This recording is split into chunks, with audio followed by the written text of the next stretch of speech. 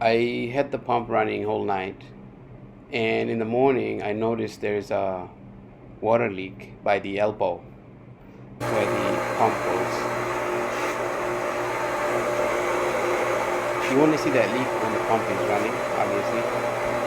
So first I started draining out the water from the filter. You could drain out the water anywhere, and some people prefer to drain it out into the driveway. I don't like that, so I would rather, I have the sewer drainage in my garage, so I'm draining it in there so that I do not see the white powdery substance nowhere near my house. Doesn't look great, so I'm just draining it down the sewer. DE is supposed to be natural product, and what better place to drain it into the sewer than anywhere else. So I have this special wrench that I will be using to loosen up the union that's connected to the motor on this is actually the inlet to the canister. So loosen up the pressure valve on top, so if there's any other water left after draining in the union, you want the water out. You don't have to necessarily do that. I do it so that there is no water in the union. Once I get the pressure out, the water goes out, then I close the pressure valve and I'm going to loosen it. Make sure snug, fit, and turn it counterclockwise.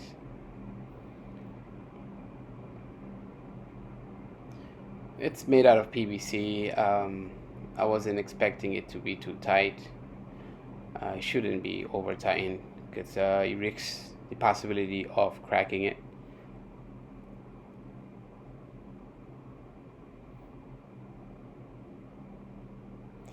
We should be fine right there. The union is coming off. I do not need the washer. I was able to push my filter canister back to clear up the elbow from turning while I'm taking it off. And surprisingly enough, the elbow came right off. Someone had used the wrong sealant in the past. So what I'm going to do is I'm going to wipe it clean completely. So when I do put the new piece in, I do not run a risk of leak because of the substance that was left on the thread. You want to make sure there's a gasket in both of the ends. So I removed the gasket, trying to find out what caused the leak because the gasket looks in decent condition. So as I clean the elbow, glory behold, I found the cause of the leak. There's a large crack. I don't know if you could see it right there by the thread, the first thread. Large crack there. There you go. That's where we had the water leaking from. I mean, it's a PVC pipe.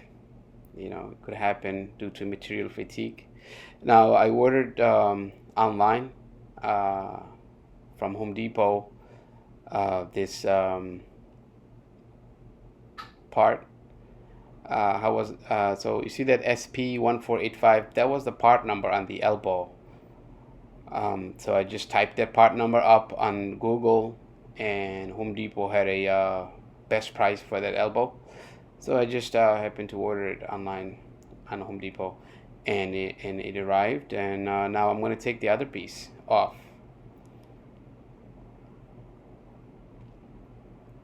and I'll save it for later should I ever need it again.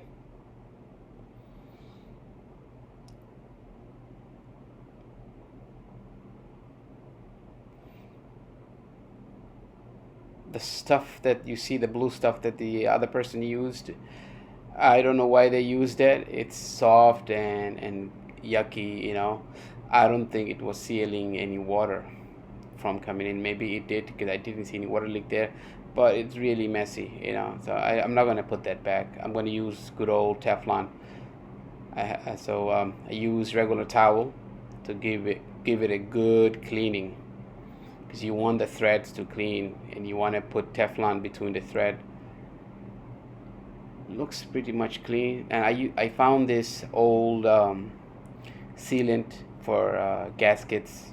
It's a lubricant for gaskets around the garage, and I'm going to use some of it to apply on my new O-ring and gasket to make it soft and more flexible.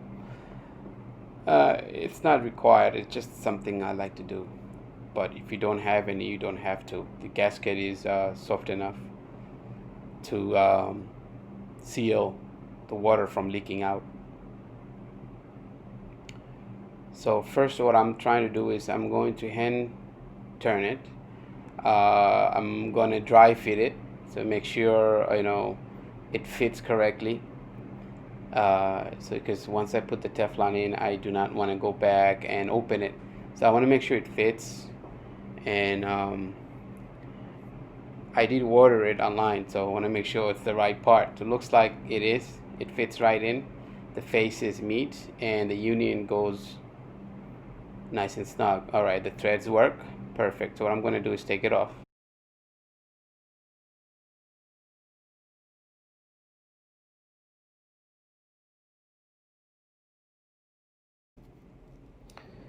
What I'm going to do now is I'm going to apply Teflon tape, regular Teflon found in any hardware store. I'm going to make sure the Teflon is nice and smooth and flat, and I'm going to go around one layer and cover all the threads. You want to make sure the Teflon doesn't apply loosely, nice and firm, and just making sure all the threads are covered. There you go. And you want to make sure you start with hand tie in it. You want to be very careful. You do not want to cross thread. It is possible to cross thread PVC and plastic threads, even if you are tying it with your hands. You just gotta be extra careful. You do not want the $30 repair to turn into $150 or maybe more. So I'm using a channel lock just to give it a 2-3 turns to get a nice and firm seal.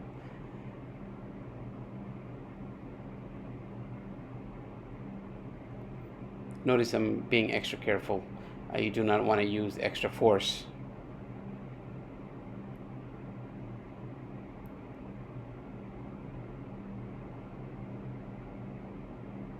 That should be enough to hold the water in the canister. Now there's an O-ring there. You do not have to put this lubricant if you don't have. I happen to have some in my garage.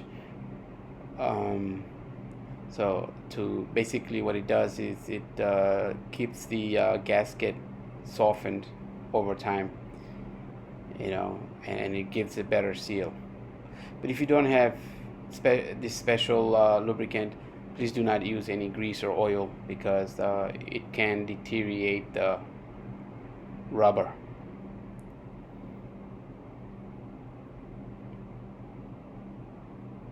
What I would do is, if I didn't use the grease, I would just before installing, I would use some water, so that it's not dry, and that should be okay.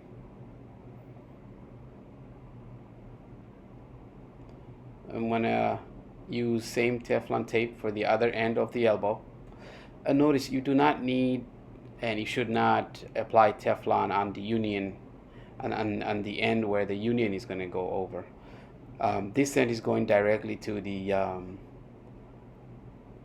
filter motor, the pump casing, and it needs to have Teflon between the two threads. You do not need it in where the union is, because there's a special face, tapered face on the union side. It will fit right in, and when you turn the union, it will go right in. You want to turn it clockwise, as you do with anything.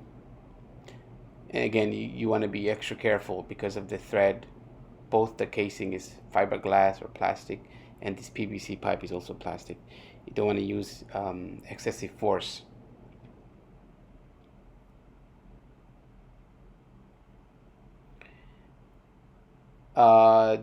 Do not over tighten. As you see, the warning is right there. So I did not turn it all the way because I know it's getting firm. So what I'm doing is slowly turning it into place, because you want this tapered end on the canister side to sit right in to the elbow.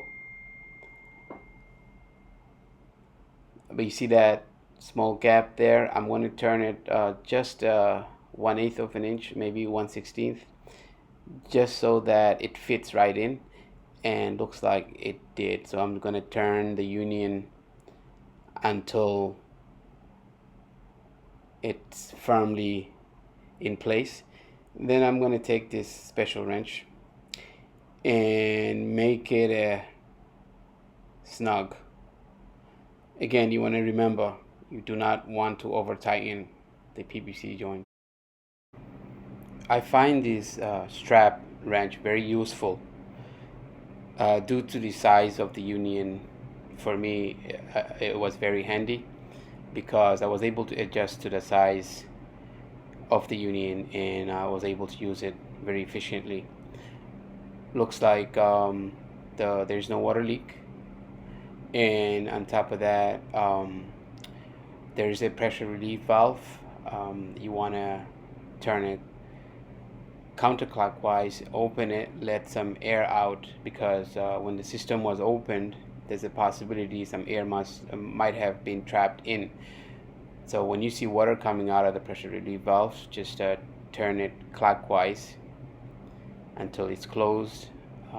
Dry any wet areas on top, and then again checking it again, no water leak. So it looks like job is done. If you like this video and find it useful, please don't forget to share, like, and subscribe. Thank you for watching.